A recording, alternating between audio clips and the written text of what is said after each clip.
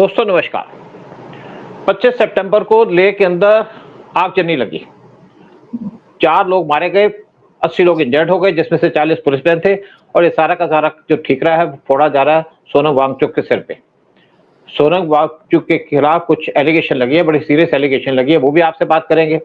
और क्या इनकी डिमांड थी, क्या कर रहे थे? एक्चुअली कह रहे थे कि लेह को स्टेटहुड दिया जाए, क्योंकि एक बॉर्डर का एरिया है, तो गवर्नमेंट इस पे बहुत ज्यादा सेंसिटिव है, कोई रिस्क लेना चाहती हो। साथ में चाह रहे थे कि यहाँ पे शेड्यूल 6 जो कॉन्स्टिट्यूशन है वो इंप्लीमेंट किया जाए, जो कुछ नॉर्थ ईस्टर्न स्टेट्स में किया गया। गवर्नमेंट वो भी नहीं इजीली कर सकती, क्योंकि गवर्नमेंट वहाँ पे डेवलपमेंट कर रही है, इंफ्रास्ट्रक्चर बना रही है आर्मी के लिए। आज 40,000 हमारे सोल्जर्स खड़े हैं लेह लद्दाख में, रोड्स बन रहे हैं, टनल्स बन रही है, रेलवे लाइन भी आ रही है, और ये उस पर ऑब्जेक्शन लगा रहे थे। रिसेंटली इन्होंने एक स्पीच भी दी थी इसके ऊपर। इसका मतलब है कि चाइना को हेल्प करना चाह रहे थे।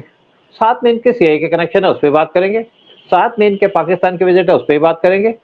और गवर्नमेंट इनसे बात करने जा रही थी इश्यू के ऊपर। 6 अक्टूबर की मीटिंग रखी गई थी, लेकिन सितंबर 10 को ये भूख हड़ताल पे बैठ गए और 25 सितंबर को वहां पे लोगों को भड़काना शुरू कर दिया, जब 2 लोग इनको हॉस्पिटल ले जाया गया।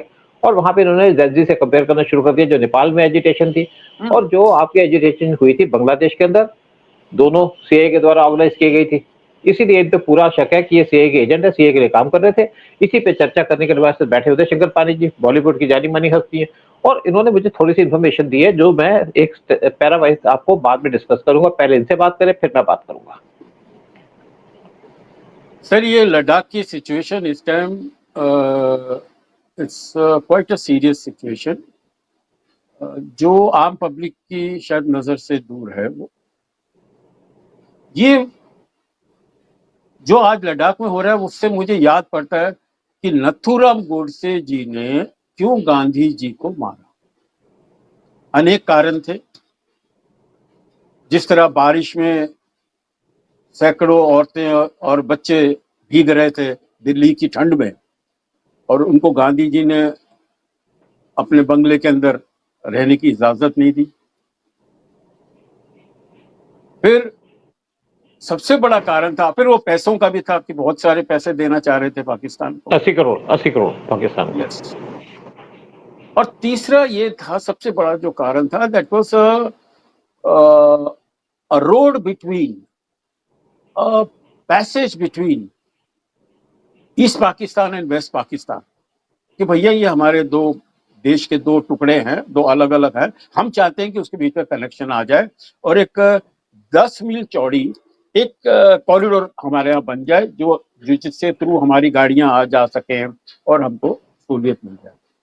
फिर ये ओवर स्मार्टनेस थी देश के दुश्मनों की, और अगर कहीं गलती से ये हो जाता, और वो भी होने वाला था गांधी जी की कृपा से, वो मान गए थे तक, और उसी की वजह से अगर हमारे उनकी हत्या हुई, तो that was one of the main reason कि नथुराम गोडसे के द्वारा, हाँ, नथुराम गोडसे जी का, कि अगर वो हो जाता तो हमारा पूरा नॉर्थ इंडिया कट गया होता।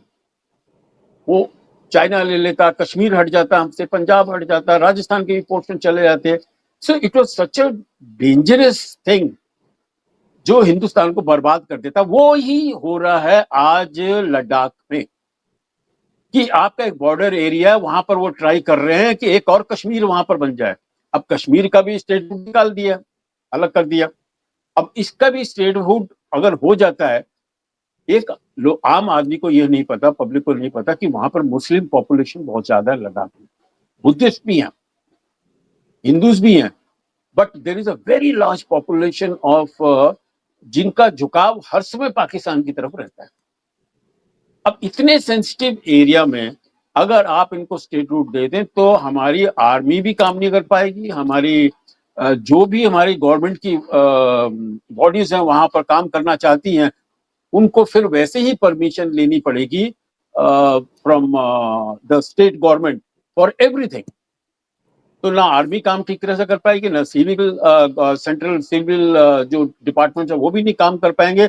जो हुआ जब कश्मीर को स्टेटहुड दिया था, और वहां पर वो जो लेडी उनकी चीफ मिनिस्टर बनी थी, उसी टाइम जो टेररिज्म, महबूबा मुफ्ती के टाइम पे जो टेररिज्म वहां पर खिली और पली, it is because of the statehood they had, the powers they had. The even army could not have a free hand in tackling the anti-Indians and the terrorists.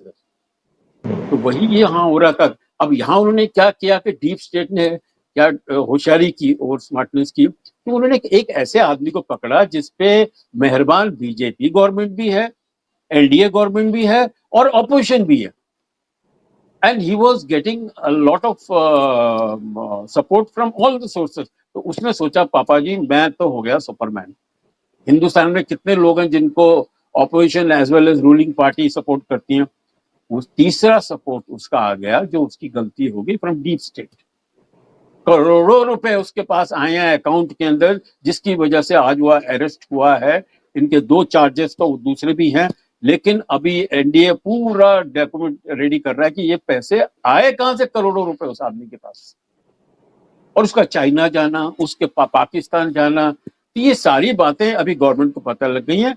तो उन्होंने भी मेरे ख्याल से ये वांगचुक जी ने कुछ अंडर एस्टिमेट कर दिया हमारे इंडियन गवर्नमेंट को कि भैया ये शायद लपेट में आ जाएंगे, बट ऐसा नहीं है।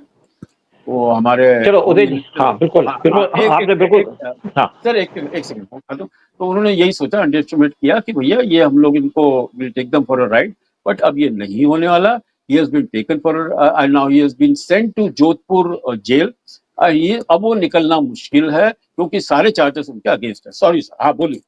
नहीं मैं आपको उसी में कहना चाह रहा था कि इनके ऊपर एनएसए लगा दिया गया है, इनको जोधपुर जेल के अंदर ट्रांसफर कर दिया गया है और ये जेल पे जाएंगे अच्छे टाइम तक। अब लोग ये भी क्वेश्चन पूछते हैं कि इनको पहले क्यों नहीं अरेस्ट किया गया। देखिए इसके ऊपर 1.5 साल से इंक्वायरी चल रही थी, पूरी इन्फॉर्मेशन गैदर की जा रही थी, कहाँ से पैसा आ रहा है, कितना पैसा आ रहा है और क्या क्या इनकी कनेक्शन है। लेकिन अगर हम इनको प्रीमेच्योरली अरेस्ट कर लेते तो इनको कोर्ट से बेल मिल जाती, या छोटा मोटा केस बन जाता है इनके पास कि इन्होंने फॉरेन से पैसा लिया है और वो पैसे को हम ये तो नहीं कह सकते टेररिज्म पे खर्च किया है, तो इनको बेल मिल जाती। गवर्नमेंट या एजेंसी ऐसे काम करती हैं कि फुल प्रूफ हो। फुल प्रूफ तब हुआ जब इन्होंने एजिटेशन दे दी और यहाँ पे भीड़ भड़क गई और यहाँ पे 4 लोगों की डेथ हो गई, तो ये मौका चुप बना करके इन्होंने उसको अरेस्ट कर लिया। तैयारी सबसे पहले थी, तैयारी इस पे वॉच रखी जा रही थी, इनकी मूवमेंट पे चेक रखा जा रहा था, किससे मिलते हैं, सारा बात थी। और अब इनकी बात करूंगा कैसे इनका डीप स्टेट का कनेक्शन है, यानी कि यूएस का कनेक्शन है। मैं पहले एक और बात आपसे कर चुका हूं कई बार।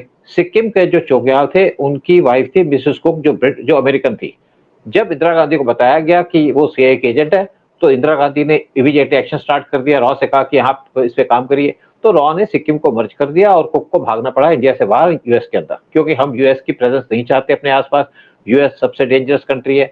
हाँ सर मैं खाली यहाँ पर ऐड करना चाहूंगा कि यहाँ जो अराजकता फैली अपनी लद्दाख के अंदर, लेह के अंदर, जिस तरह से उन्होंने आग जलाई और जिस तरह से उनका गेटअप था, जिस तरह से फेस कवर किया, जिस तरह से टोपी पहनी उन्होंने, ये वही रोहिंग्या क्रिमिनल्स हैं और जिहादी क्रिमिनल्स हैं जिन्होंने नेपाल के अंदर आग लगाई। वही लोग आए यहाँ, वही लोग यहाँ बुलाए गए। हाँ सर बोलिए। देखिए मैं अब इन पे सीआईए का कनेक्शन के जो लिंक है वो बात करूंगा। रेबेका नॉर्मन वो इनकी वाइफ है और वो स्टेट डिपार्टमेंट से बहुत ज़्यादा क्लोज है, और उसी के थ्रू जो एनजीओ है सोनम वांगचुक की, उसको फंड दिया गया by Ford Foundation, Open Society Foundation, George Soros और गेट्स फाउंडेशन। ये सारी की सारी सीआईए के ऑर्गेनाइजेशन है, फ्रंट ऑर्गेनाइजेशन है, जिसपे सीआईए काम करता है, पैसा देता है लोगों को और अपने चाल में फंसा के रखता है। जब डॉलर मिलते हैं तो आपकी लॉयल्टी भी चेंज हो जाती है। रेबेका नॉर्मन जो है, इनकी डेमोक्रेटिक पार्टी से बहुत क्लोज लिंक्स हैं, और डेमोक्रेटिक पार्टी वो थी जो पिछले जो बाइडेन की पार्टी थी।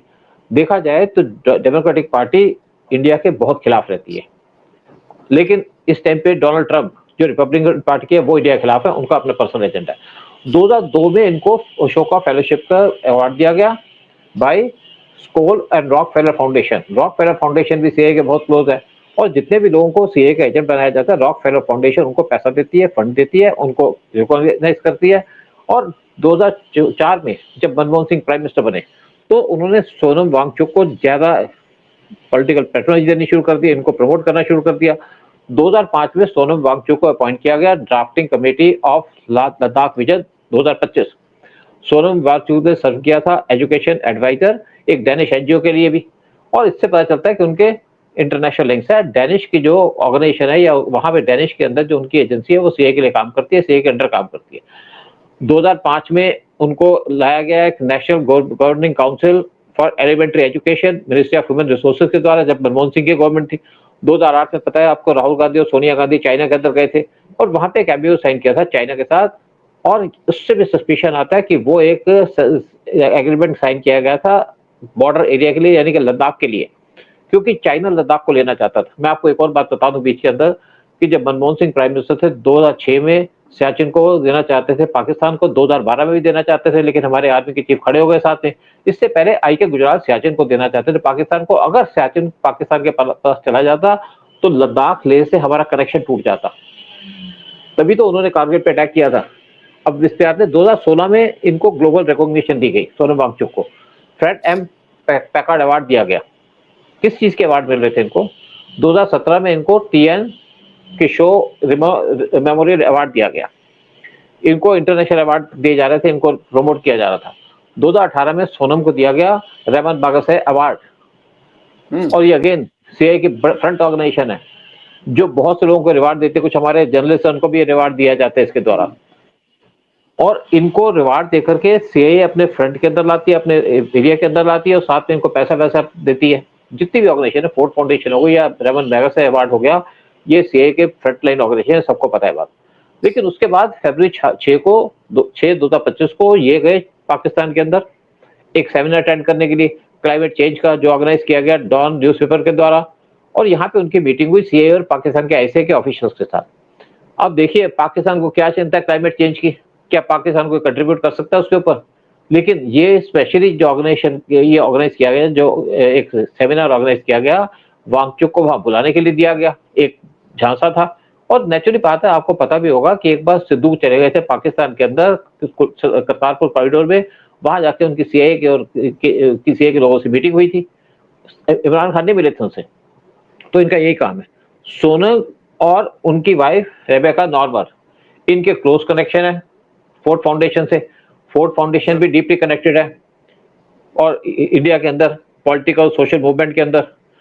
और एक और बात है कि इन्होंने एक इशू उठाया कि यहाँ पे शेड्यूल 6 कॉन्स्टिट्यूशन का इम्प्लीमेंट किया जाए, जिसका मतलब है कि यहाँ पे कोई डेवलपमेंट का काम न किया जाए।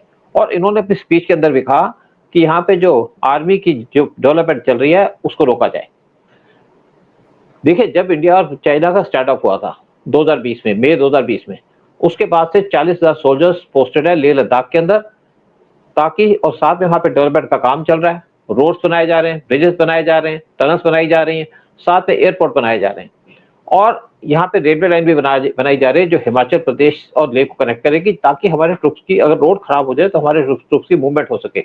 नॉर्मली क्या होता था, सर्दियों में वहां पे कोई मूवमेंट नहीं हो पाती थी ट्रुप्स की, क्योंकि रोड खराब हो जाते थे, तो एयर से सामान भेजा जाता था। एयर में भी कई बार वेदर बहुत खराब हो जाता है, लेकिन वहां पे 3 एयरपोर्ट बना दिए गए लेह के अंदर। पहले एक एयरपोर्ट था, फिर एक एयरपोर्ट और बनाया गया, साथ में 2 बनाए गए हैं उनके एएलजी, एडवांस लैंडिंग ग्राउंड, जहाँ पे हमारे टैंक्स भी रहते हैं, जहाँ पे एयरक्राफ्ट भी रहते हैं, जहाँ पे आपके जो सप्लाई लाइन है वो भी वहां पे जा सकती है।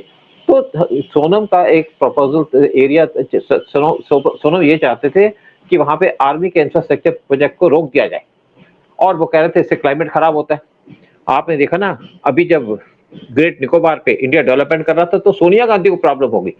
वो कहती है आप निकोबार को क्यों डेवलप कर रहे हैं? क्योंकि निकोबार को डेवलप किया जा रहा है, वहां पे एक नेवल बेस बनाई जा रही है, जहां पे हमारे वारशिप खड़े होंगे, जहां पे हमारा एयरक्राफ्ट कैरियर खड़ा होगा, जहां पे सबमरीन खड़ी होंगी, और मलक्का स्टेट की क्लोज है, और इससे चाइना को चिंता है। और साथ में इंडिया को पूरा पता था कि इसके क्या कनेक्शंस हैं, लेकिन जैसे मैंने पहले कहा कि इंडिया इसलिए, हमारी गवर्नमेंट ने इसको इसलिए नहीं अरेस्ट किया कि अगर गवर्नमेंट इसको प्रीमेच्योर अरेस्ट कर लेती तो यहाँ पे कोर्ट पे इंटरवेन करते, लोग भी शोर मचाते। लेकिन जब वहां पे वायलेंस होगी, सिर्फ एक मौके की तलाश थी, मौका आए तो इसको अरेस्ट करें, लेकिन वॉच इन पे पूरी तरीके से रखी जा रही थी। और इन्होंने जब अपनी एड्रेस के अंदर ये कहा कि नेपाल के अंदर भी जल्दी ने डेमोन्स्ट्रेशन की है, वहां पे भी तख्ता पलट कर दिया गया, बांग्लादेश पे भी कर दिया गया, फिर अरब के अंदर भी कुछ ऐसी चीजें चल रही हैं, तो वहां पे लोग भड़क गए। लोगों को, जैसे आपने कहा, यहाँ पे रोहिंग्यास भी थे और इनको मौका था कि यहाँ पे आगजनी स्टार्ट करो और यहाँ पे करो, लेकिन जब ये स्टार्ट हो गई तो गवर्नमेंट को मौका भी मिल गया।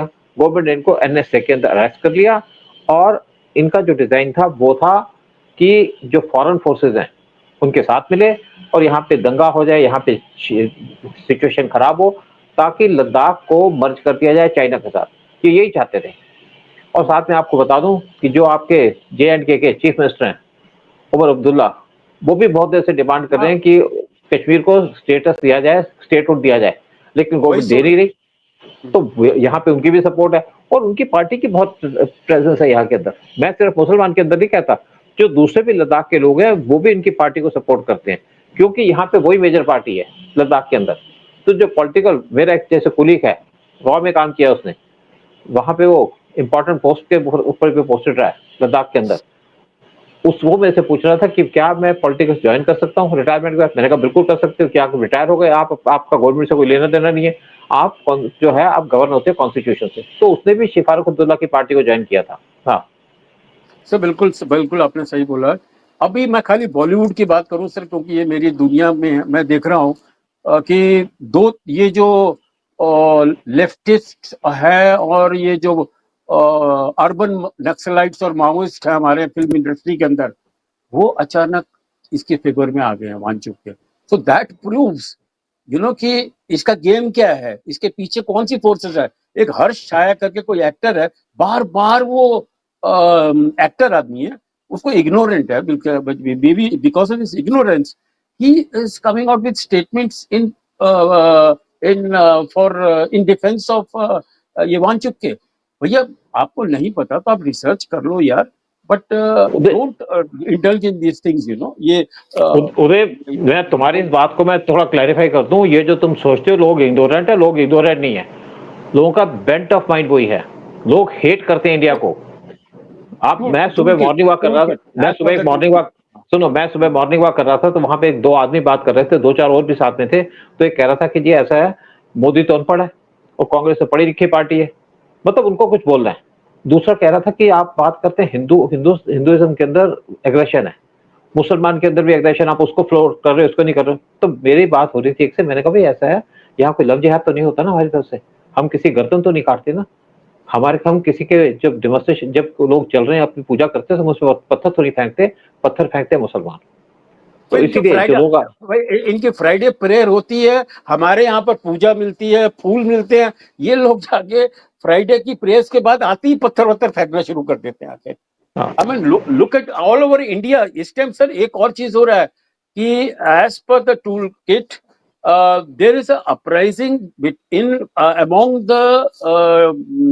the jihadis कि create trouble, चाहे केरल में हो या गुजरात में हो या बरेली में हो। ये इनकी सिमिलर, मतलब आप मुझे बताइए कि what is the logic of I love Mohammad, उसके ऊपर आप झगड़ा कर रहे हो। अरे ठीक है, you love Mohammad, very good यार, आप करिए ना, लेकिन उसको करते जाते आते फिर उसके अंदर वायलेंस आ रहा है, पत्थरबाजी हो रही है। So there is a very organised plan to create unpleasantness in India कि मोदी जी किस तरह से हिल जाए और हट जाए। यही राहुल गांधी चाहते हैं, इसी की कोशिश करें। चलो, हमने बहुत बात कर ली सोनम वांगचुक के बारे में, तो स्पेशली सोनम वांगचुक का जहाँ पे घर था चला गया, जेल इनका घर था, चले गए, बहुत मजे कर लिए, बहुत पैसा कमा लिया, बहुत पैसे ले लिए फोर्ड फाउंडेशन से, बहुत पैसे ले लिए यूएस की डीप स्टेट से, बहुत पैसे ले लिए रॉकफेलर फाउंडेशन से, लेकिन अल्टीमेटली इनका जो जगह थी यानी कि जेल, चले गए, एनएसए के अंदर बंद हो गए और भुगतो, मजे करो, वहां पे भी आपको अच्छा खाना मिलेगा और आपकी अच्छी सेहत रहेगी। जय हिंद, जय भारत। जय हिंद, जय भारत। जाने से पहले फिर अपील कर दूं कि हमारा ये जो प्रोग्राम आता है, हम लोग तो दो क्लासमेट हैं, हम लोग दो दोस्त हैं जो मिलके बातें करते हैं, बट हम चाहते हैं कि बड़े लेवल पे हो और वी मेक बेटर प्रोग्राम्स। तो इसको प्लीज सब्सक्राइब करिए और लाइक करिए और शेयर करिए, और कोई कमेंट है तो प्लीज भेजिए। जय हिंद सर। हाँ उदय, मैं एक छोटी सी बात कह दूं। एक किसी ने कमेंट दिया है, कहते हैं आप दो जो प्रोग्राम करते हैं ऐसा लगता है भाई भाई। मैंने उसको उसमें लिखा कि भाई हम जो है ना, हम बचपन के क्लासमेट्स हैं, स्कूल के क्लासमेट्स हैं, तो हम इकट्ठा काम करते हैं, देश को प्रमोट करने का काम करते हैं, देश की सेवा कर रहे हैं अपने हिसाब से। जय हिंद। और सबसे बड़ी कॉमन बात हमारे बीच में, वी बोथ आर नेशनलिस्ट, हम लोग देशभक्त हैं, तो हमें जो बोलना बोल दो भैया, भाई भाई बोल दो, अंधभक्त बोल दो, कुछ भी बोल दो। जय हिंद, जय हिंद।